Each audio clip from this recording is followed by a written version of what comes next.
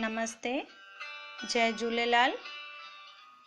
ही जेके तव्हां तस्वीरूं ॾिसंदा, ये भारतीय सिंधु सभा महिला मंडल जूनागढ़ जे तरफ़ां कॉम्पिटिशन रखी वई हुई, जंहिंमें 3 प्रकारनि जूं कॉम्पिटिशनियूं हुयूं।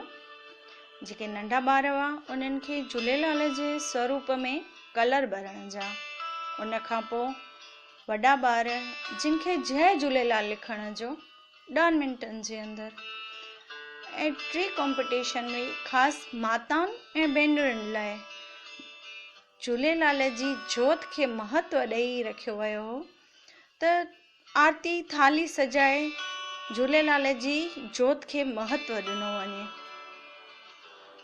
हिन तस्वीर में नंढा ॿार कलर करे रहिया आहिनि।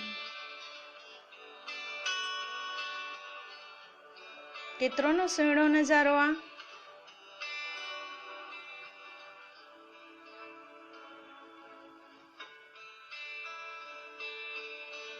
हिन तस्वीर में ॿार जय झूलेलाल लिखी रहिया आहिनि, तमामु ख़ुशि आहिनि।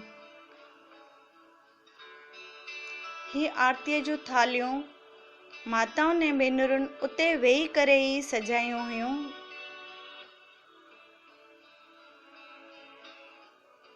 ही नज़ारा मेले खां कुझु बि घटि कान हुया, दिलि खे मोहींदड़। ही ख़ूबसूरत थालियूं तयार थी चुकियूं हुयूं, जंहिंजी प्रदर्शनी रखी वई हुई। तमामु घणे अंदाज़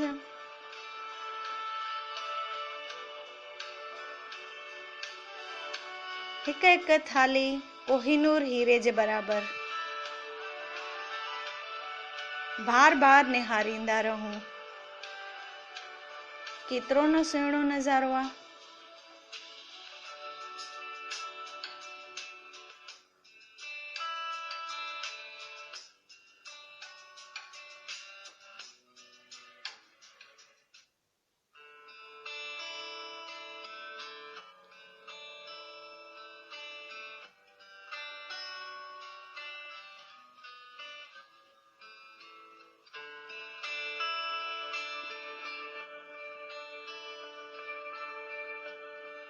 हिन प्रदर्शनी खे ॾिसण लाइ सिंधी समाज जा अॻेवान पिण आया हुआ, जिन तमामु घणी सराहना कई त अहिड़ा प्रोग्राम थियणु घुर्जनि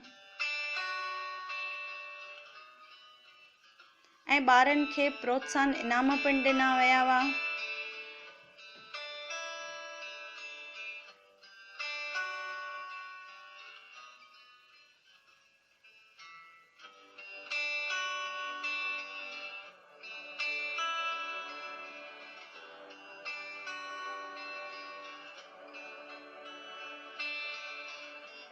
हर हिकु झलक ॼण त वापसि ईंदी, वरी ही मेलो लॻंदो, वापसि इहा रौनक ईंदी। हिन तस्वीर में जेके मूर्तियूं आहिनि, इहे झूलेलाल जे स्वरूप में कलर नंढड़नि ॿारनि के आहिनि, जेके 5 खां 7 साले जा ॿार हुया। केतिरो न दिलि खे नज़ारो वणे थो।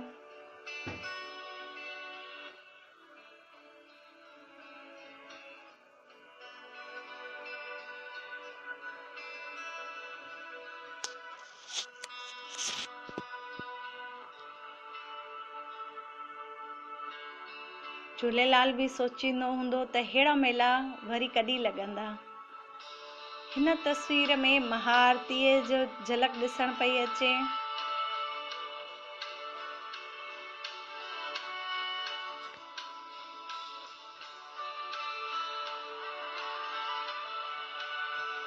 जय झूलेलाल।